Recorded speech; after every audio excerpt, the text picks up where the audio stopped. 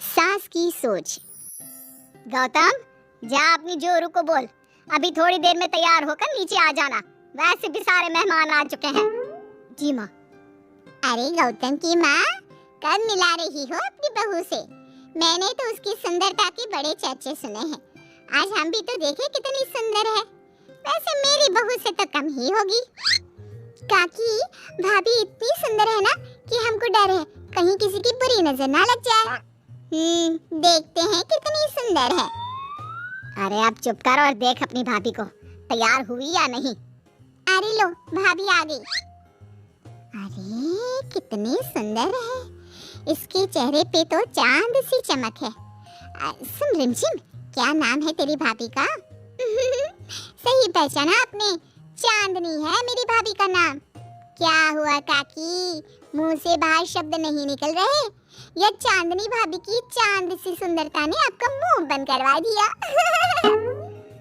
हाँ सुंदर तो है, पर सुंदरता से क्या होता है? लड़की में गुण भी तो होने चाहिए।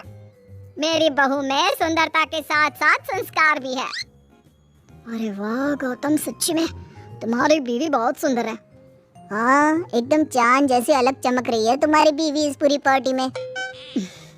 बात तो तुम एकदम सही कह रहे हो, इस भीड़ में भी सबसे अलग चमक रही है मेरी चांदनी। आज इस पार्टी में तुम्हारी बीवी की सुंदरता ने 4 चांद लगा दिया है। कुछ दिनों बाद जब गौतम की माँ आस पड़ोस की औरतों से गप्पे मार रही होती है। माँ जी, मेरी माँ की तबीयत थोड़ी खराब है, आप इजाजत दो तो क्या मैं और गौतम एक बार वहाँ हो आए? हाँ हाँ बहू, ठीक है, जब शाम को गौतम काम से आ जाए तो अपने मायके हो आना। ये क्या, उसने बोला और तुमने जाने दिया? हाँ, अभी उसने बताया तो सही, उसकी माँ की तबीयत खराब है। लेकिन तुमने जाने क्यों दिया? तुम्हें मना कर देना चाहिए था। लेकिन क्यों? अरे तुम्हारी बहू को अभी शादी किए थोड़े ही दिन हुए हैं और वो अपने मायके जा रही है। अरे घूमने थोड़ी ना जा रही है, वो अपनी माँ को देखने जा रही है। अरे कुछ नहीं जानती, बहुत भोली हो। ये बहुएं बस बहाने बनाती हैं अपने मायके जाने के लिए। मैं तो कहती हूँ तुम अपनी बहू पे थोड़ा ध्यान दो। एक तो तुम्हारी बहू रूप की सुंदर है, कहीं तुम्हारे बेटे को बहला फुसला ना दे। लेकिन वो ऐसा क्यों करेगी? और वैसे भी वो ऐसी नहीं है, वो मेरा बहुत ध्यान रखती है। तुम ना आजकल के बच्चों को नहीं जानती। शुरू में ये सास की सेवा करना, परिवार का ख्याल रखना बहुत अच्छे से जानती है और पीठ पीछे अपने पतियों को परिवार से अलग होने की सलाह देती रहती है। क्यों बहनों, क्या मैं गलत कह रही हूँ? हाँ वैसे बात तो सही है आपकी। और पता है, मेरी बहन की बेटी की शादी को अभी 1 महीना भी नहीं हुआ और उसका बेटा अपनी बीवी की हर बात मानता है, और तो और अपनी बीवी के लिए अपनी माँ से लड़ता भी है। पूरा का पूरा अपनी जोरू का गुलाम बन गया है। तुम्हारी बहू वैसे भी इतनी सुंदर है, ऊपर से पढ़ी लिखी भी है, और आजकल की पढ़ी लिखी लड़कियां अपने पति को चिकनी चुपड़ी बातों में फंसाकर अपना काम निकलवाना जानती है। हाँ अरे हाँ, पर मेरी बहू चांदनी समझदार है। हाँ यही तो बात है, तुम किसी के चेहरे पे देखकर उसके दिमाग में क्या चल रहा है वो थोड़ी ना बता सकती हो। और हाँ, अपनी बहू के चांद से सुंदर चेहरे को देखकर धोखा मत खा जाना। अरे जरूरी थोड़ी ना है जो इंसान चेहरे से सुंदर हो वो मन से भी सुंदर हो, क्योंकि चांद पे भी तो दाग होते हैं। थोड़ी देर बाद सभी अपने अपने घर चले जाते हैं। शाम को चांदनी और गौतम घर आते हैं। और बहू, माँ को देखाई? जी माँ जी, अब थोड़ा ठीक है। बहू, अब तुम्हारा घूमना फिरना हो गया हो तो घर के कामों में मेरा हाथ बटाओ। जी माँ जी।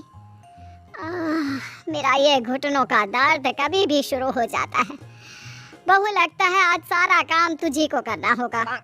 कोई बात नहीं माँ जी, काम ही तो है, काम तो होता रहेगा।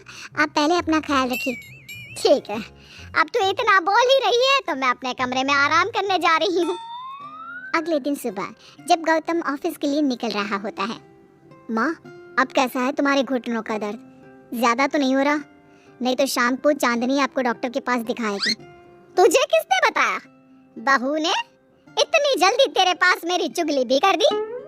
हाँ, चुगली नहीं, उसे आपकी चिंता है इसलिए उसने मुझे बताया। उसे डर था कहीं आपका दर्द बढ़ ना जाए। थोड़ी देर बाद चांदनी वहाँ आती है।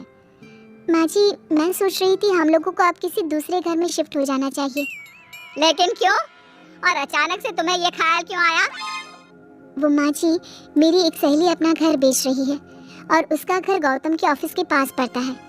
और देखिए ना, गौतम को यहाँ से ऑफिस कितना दूर पड़ता है और आपके लिए भी बाजार दूर पड़ता है। अगर हम वो घर खरीद लेते हैं तो हमारा कितना फ़ायदा है। गौतम को ऑफिस के लिए दूर नहीं जाना पड़ेगा और आपको जब शॉपिंग जाने का मन करे आप जा सकती हो। ऊपर से वो मेरी दोस्त है तो वो हमें घर थोड़े कम दाम में भी बेचेगी। हाँ, बात तो तुम सही कह रही हो। कोई ज़रूरत नहीं है घर बदलने की। और तू क्या अपनी बीवी के हाँ में हाँ मिला रहा है? लेकिन माँ, मैंने एक बार बोल दिया ना तो बस, अब इसके बारे में कोई बात नहीं होगी। और ये कहते हुए वो अपने कमरे में चली जाती है। चांदनी भी उनके पीछे पीछे चली जाती है। क्या हुआ माँ जी?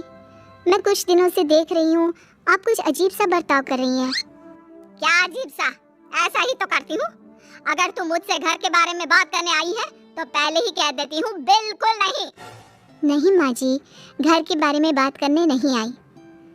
माँ जी, मुझसे कोई गलती हो गई है क्या? अगर कोई गलती की है तो डांट दीजिए, बात कीजिए। पर माँ जी, ऐसा व्यवहार मत कीजिए, मैं बिल्कुल बुरा नहीं मानूंगी। और अगर आप अभी बताना नहीं चाहती तो आपका जब मन करे बता देना। मैं बस इतना ही कहने आई थी। कहीं मैं आस पड़ोस की औरतों की बातों में आके अपनी बहू के साथ गलत तो नहीं कर रही? और वैसे भी वो सही तो बोल रही थी। उसने मेरे और गौतम के बारे में ही तो सोचा। वो हमारे बारे में इतना सोच रही है और मैं दूसरों की बातों में आकर उस पर शक कर रही हूँ। कुछ दिनों बाद काकी गौतम के घर गौतम की माँ से मिलने आती है। और गौतम की माँ, कैसी हो? मैंने सुना तुम घर बदल रही हो। हाँ, वो वहाँ से गौतम का ऑफिस पास पड़ता है ना, वहाँ की तरफ ज्यादा सुविधाएं भी है। लेकिन इतनी जल्दी तुमने घर कैसे ढूंढा? किसने बताया? मुझे भी बताओ, मुझे भी अपना घर बदलना था। ये चांदनी का आइडिया था, उसने घर ढूंढा। देखा, मैंने कहा था ना, इसने अभी से अलग घर ढूंढना भी शुरू कर दिया। देखो, इसमें मेरी भी रजामंदी है। और तुम क्या मेरी बहू की जासूसी करने यहाँ आती हो या मेरा हाल चाल पूछने? मैं तो बस। और एक बात मेरी ध्यान से सुन लो, मेरी बहू भी सुंदर है, उसका मन भी उसी की तरह सुंदर है। और एक बात, चांद में दाग जरूर होते हैं, पर जिस तरह आसमान के सभी तारे मिलकर चांद जैसी चमक नहीं दे सकते, उसी तरह मेरी बहू चांदनी की सुंदरता और खूबियों की बराबरी तुम्हारी या और किसी की बहू नहीं कर सकती। कहने की जरूरत नहीं, ताकि कोई भी जवाब दिए बिना चुपचाप वहां से उठकर चली जाती है।